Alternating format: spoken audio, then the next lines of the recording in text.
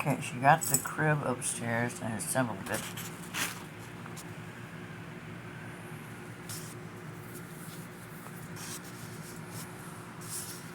And Martin had asked if it was their hatchet.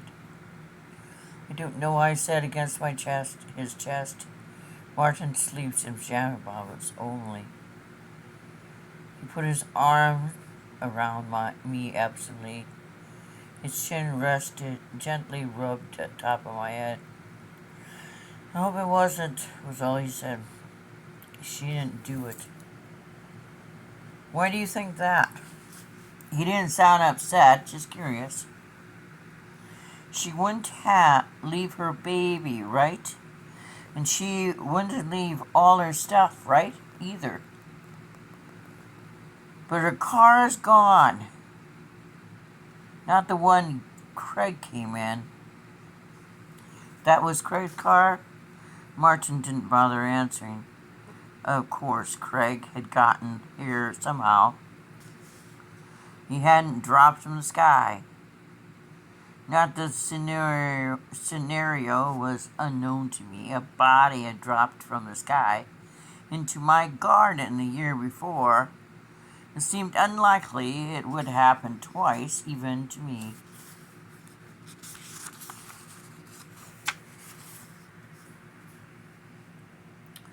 So I reasoned Craig had come after Regina.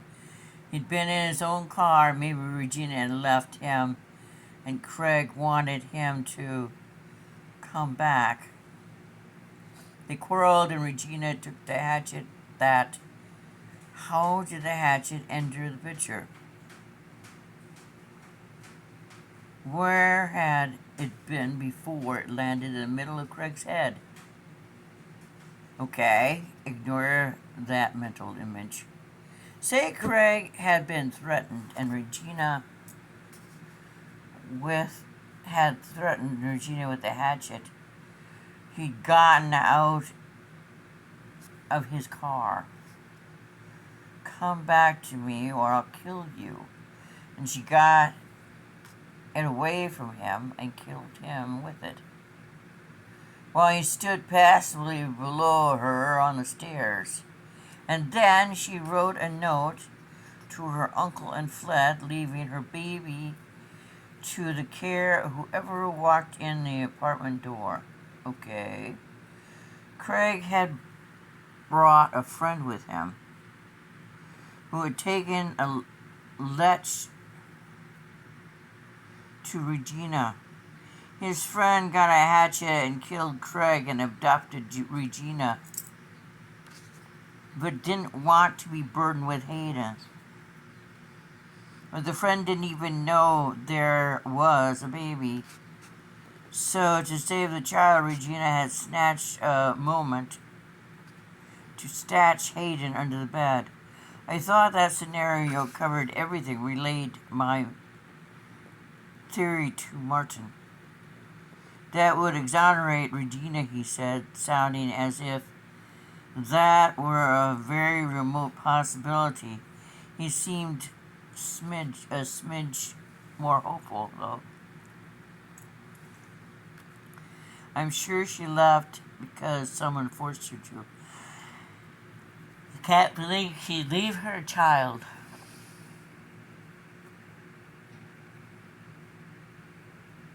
Martin kissed my forehead to thank me. But the arm beneath my neck felt a little like a log. It was so hard with tension. I decided to relieve his stress in the happiest way. I nuzzled his nipple. He drew in his breath sharply, and his unoccupied hand found something pleasant to do. Hey, said a little voice behind me. I shrieked. It's the baby, Martin said. After a fraught moment in the crib by the bed. Hey, said Hayden, rolled over to see tiny hands weaving in the air. Oh, no, no, no, I moaned. All thoughts of sex flying out of my head like rats leaving a sinking ship. I don't know what to do. You had a baby. You have to help. Cindy took care of Barrett when he was a baby. Why was I not surprised? I was also too scared to do things for him. He was so little. He was 3 weeks premature, and by the time he was large enough, when I was sure I wouldn't hurt him by accident, Cindy and I had gotten into a habit of her taking care of him, bathing and feeding and diapering. Absurdly, it was not Martin's ignorance of baby care that made tears spring to my eyes as I dragged myself from bed. It was the thought that Martin and Cindy shared experiences of birth of Barrett, and concern about his health and fears for his survival after premature birth, his slow growth, improvement, and with Martin,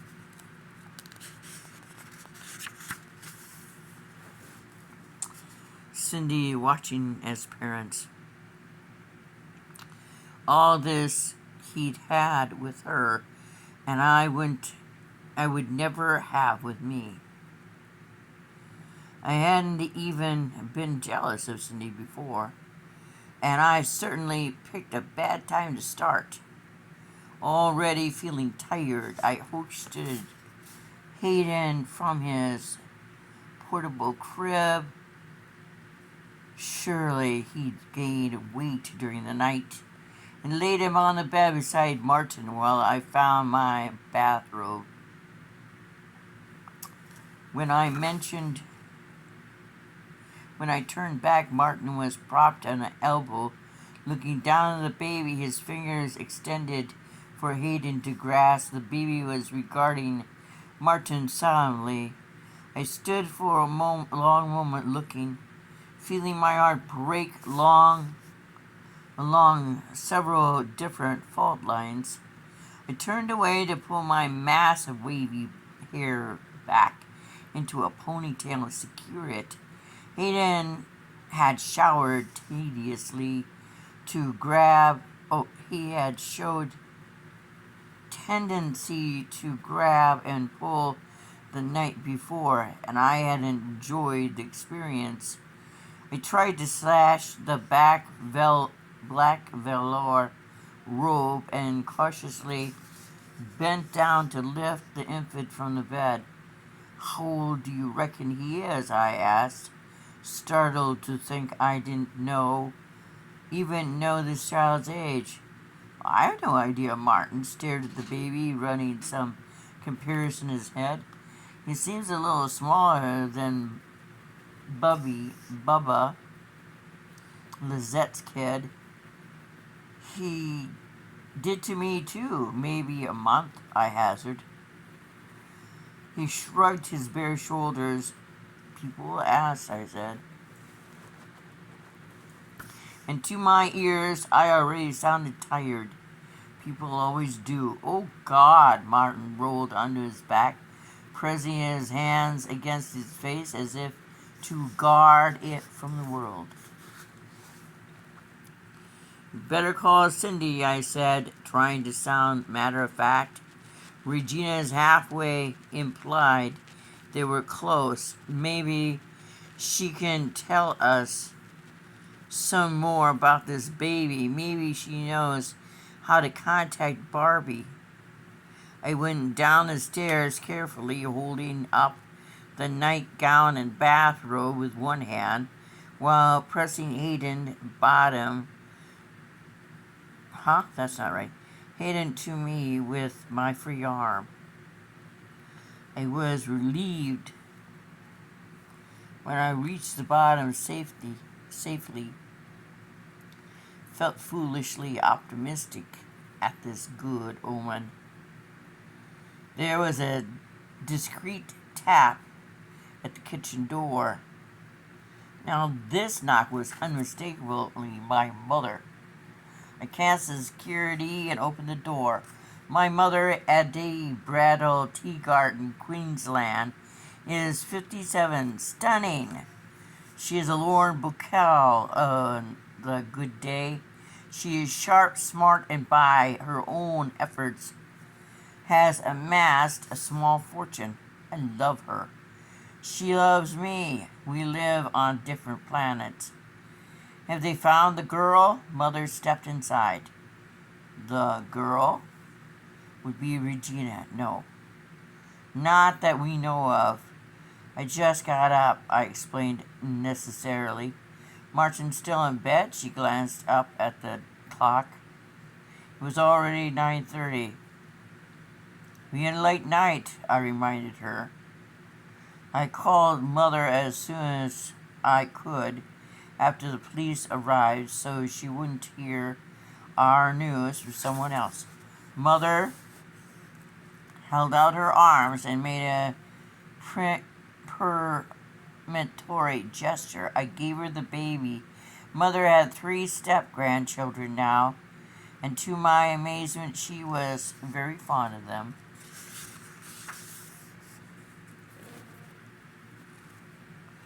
Mother looked down at the boy, who looked back for a wonder in silence. Maybe 2-3 weeks, she said briefly, and put him in his infant seat still in the middle of the table. Got formula? Regina mixed some up before she and I trailed off into confusion. Before she murdered her husband and ran? Before she was abducted by aliens? You need a nurse for that baby, Mama, Mother observed. Her voice was absolute matter of fact. She judged me totally incompetent to care for a child, which wounded me somehow. And then, why should she have any faith in my ability? But then, why should she have any faith in my ability to care for a baby? I never had one before. It was funny what hurt and what bounced off. This really hurt. You'd better call your friends and see if you can find a temporary babysitter, Mother suggested. I stared at her. She wasn't offering to do it for me, or rather to have her office manager do it. It dawned on me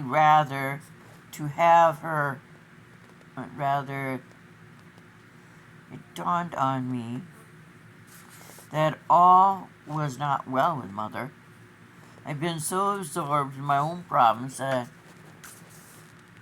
I hadn't even looked at her with much attention. What's wrong? I asked. I added the quaver in my voice. John had a mild, maybe a heart attack last night. After 2 hours after you called, she said. Oh no, I said, my eyes filling with tears immediately. I was fond of John Queensland. Having been a friend before he dated and married my mother, I took a deep breath. Mother wasn't crying, so I couldn't tell. So I couldn't cry. How's he doing? I moved him to Atlanta. They're doing tests right now, she said. I could read the exhaustion in her face and the fear. I'm so sorry, I said quietly. What can I do to help you? You have your hands full, she said, looking out the kitchen window. It was another windy, overcast day. A leaf from the gum tree whirled past. It's just a lot of hospital sitting, and you can't help me sit. I thought of Martin, the baby, the missing woman, the dead man. My mother finally needed me, and I couldn't help. Are Evie and John David there? I asked. These were John's two sons, both of them in their 30s and married. John David flies in tomorrow.